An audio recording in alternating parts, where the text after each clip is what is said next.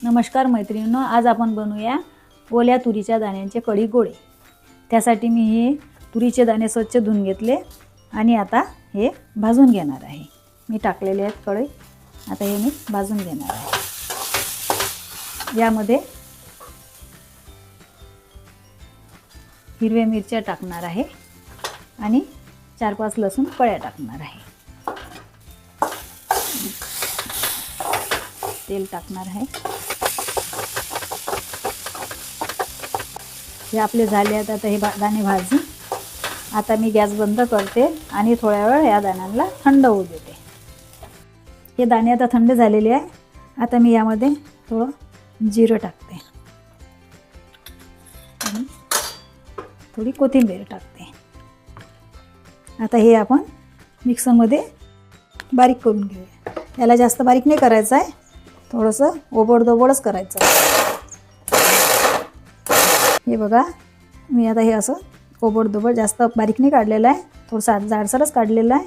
आता यामध्ये थोडंसं बाइंडिंगसाठी थोडं बेसन टाकते, थोडंच टाकायला लागते, नाही तर मग ते कडक होतील गोळे। आणि त्यामध्ये चवीनुसार मीठ टाकते। आता याचे आपण गोळे बनवून घेऊया। यामध्ये मी थोडं तेल टाकते, तेल टाकल्याने याला चव छान येते। हे बघा, मी आता याचे छोटे छोटे गोळे बनवून घेते। छोटे छोटेच बनवणार आहे, कारण ते कढीत टाकल्यानंतर ते फुलतात। हे झालेले आहेत माझे आता गोळे बनवून। हे बघा, आता आपण कढी बनवण्यासाठी मी ताक घेतलेलं आहे। आता त्यामध्ये मी थोडं बेसन टाकणार आहे,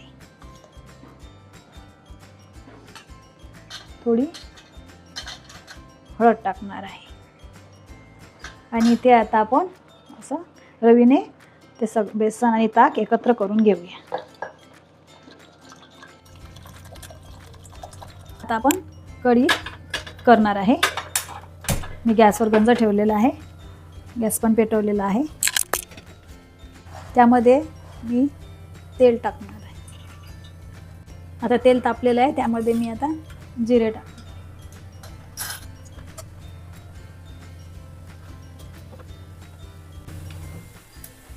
जिरं तळलेलं आहे। आता त्यामध्ये मी लसणाची पेस्ट टाकलेली आहे।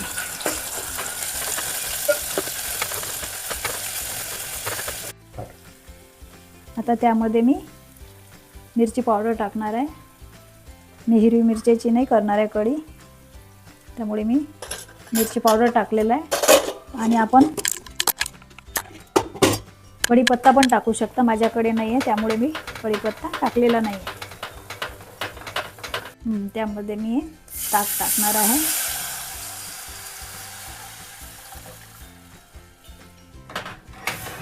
आता या ताकाला उकळी येईपर्यंत असं ढवळत राहावं।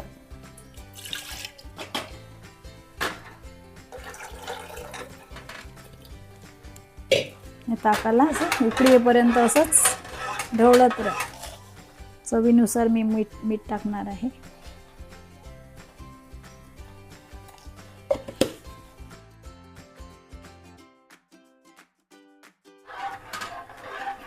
उकळी येईपर्यंत असंच ढवळत राहायचं आहे, नाहीतर मग ते ताक आपलं फुटून जाते का।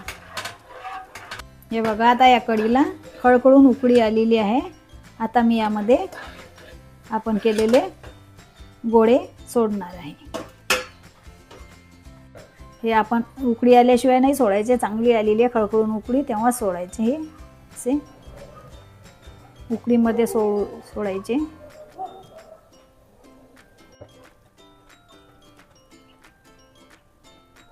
हे बघा, आता आपण याला हलवायचं नाही आहे आणि आपल्या गॅसची फ्लेम मीडियम टू हाय ठेवणार आहे। याला आता हलवायचं नाही आहे। हे बघा, आपले आता कढी गोळे शिजत आहे। मी कढी आधी पातळ केली होती, हे बघा आता घट्टसर आलेली आहे गोळे टाकल्यानंतर। हे बघा आपले गोळे, तुम्ही बघू शकता का किती छान झाले। याला तरी कमीत कमी 15 मिनटं तरी शिजू द्यायचे आहे. हे बघा आता आपले कढी गोळे तयार शिजलेले आहेत. आता गॅस बंद करते आणि त्यामध्ये सांबार टाकते. हे बघा कढी गोळे, हे बघा तर हे कढी गोळे आपले तयार. तुम्ही बघू शकता.